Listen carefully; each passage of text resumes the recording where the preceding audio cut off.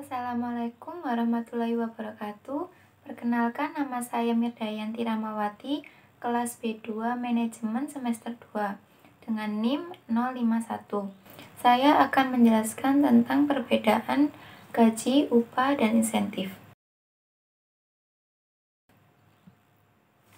Gaji merupakan suatu bentuk pembayaran yang diberikan oleh pihak perusahaan, yang mana karyawan akan mendapatkan komponen penyusunnya secara tertulis dan disepakati di dalam kontrak kerja karyawan.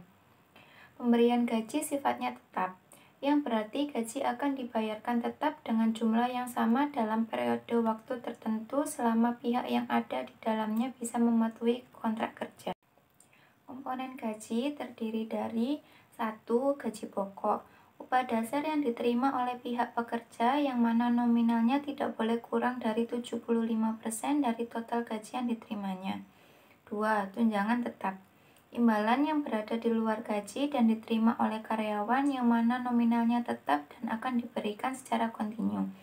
3. Tunjangan tidak tetap, diberikan dengan memperhatikan berbagai hal seperti jumlah absen, prestasi, pencapaian laba perusahaan, atau tunjangan untuk meningkatkan retensi karyawan. 4. Potongan pajak penghasilan. Potongan pajak yang paling umum dilakukan oleh perusahaan atas penghasilan karyawan adalah PPh pasal 21. 5. Potongan iuran. Salah satu potongan iuran yang berlaku di negara kita adalah BPJS Kesehatan atau Jaminan Hari Tua. 6. Potongan lainnya. Potongan yang sifatnya lebih cenderung subjektif yang mana setiap karyawan akan mendapatkan potongan yang berbeda-beda. Misalnya potongan kasbon, cicilan, atau potongan menegakkan kedisiplinan karyawan. Selanjutnya, upah. Upah termasuk pembayaran tidak tetap kepada pekerja. Perusahaan mungkin membayarkannya berdasarkan jam kerja atau output yang mereka hasilkan. Itu mungkin dibayarkan setiap minggu, bulan, atau ketika proyek telah selesai. Jenis upah ada 2, upah berbasis waktu dan upah berbasis borongan. Upah berbasis waktu yaitu perusahaan membayar upah berdasarkan total jam kerja yang dihabiskan pekerja di tempat kerja. Sehingga semakin lama jam kerja mereka, semakin banyak bayaran yang mereka terima. Jika mereka bekerja melebihi jam normal, perusahaan membayar mereka per jam yang dihabiskan, yang mana tarifnya biasanya lebih tinggi daripada jam kerja normal. Sehingga bayaran yang diterima karyawan memperhitungkan jam kerja normal plus jam kerja lembur.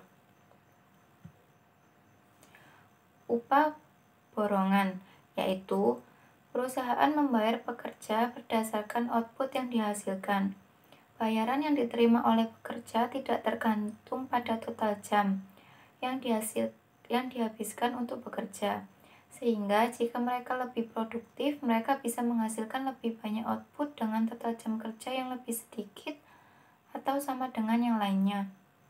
Tapi akhirnya mereka bisa menghasilkan bayaran lebih banyak. Perbedaan gaji dengan upah. Gaji, pegawai memperoleh jumlah uang yang tetap setiap kali dibayar. Total pembayaran tidak tergantung tarif dan total jam kerja atau total output yang dihasilkan. Pegawai biasanya menerima pembayaran per bulan. Perhitungan lebih mudah karena dengan nominal tetap per masing-masing individu setiap bulan. Jika upah, nominal yang diterima pegawai tidak tetap setiap kali pembayaran. Total pembayaran tergantung pada tarif dan total jam kerja atau total output yang dihasilkan. Pegawai bisa menerima pembayaran lebih cepat, misalnya per hari atau per minggu. Perhitungan lebih sulit karena tergantung pada tarif dan total jam kerja yang bisa bervariasi antar individu. Pengertian insentif. Insentif merupakan dorongan pada seseorang agar mau bekerja dengan baik dan agar lebih dapat mencapai tingkat kinerja yang lebih tinggi, sehingga dapat menambah kemauan kerja dan motivasi seorang pegawai agar terciptanya suatu kinerja yang berkualitas sesuai dengan tujuan perusahaan. Pemberian insentif ini di luar dari gaji pokok, yang memang sudah menjadi hak yang harus diperoleh karyawan. Tujuan dari adanya pemberian insentif ini agar para karyawan bisa bekerja lebih maksimal, karena mereka merasa hasil usahanya lebih dihargai. Jenis insentif yang bisa diterima pegawai. 1. Insentif finansial diberikan dalam wujud keuangan yang diberikan di luar dari gaji pokok yang diterima oleh pihak karyawan.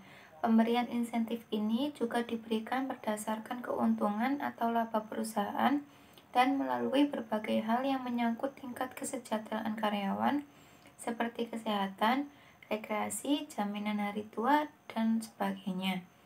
2.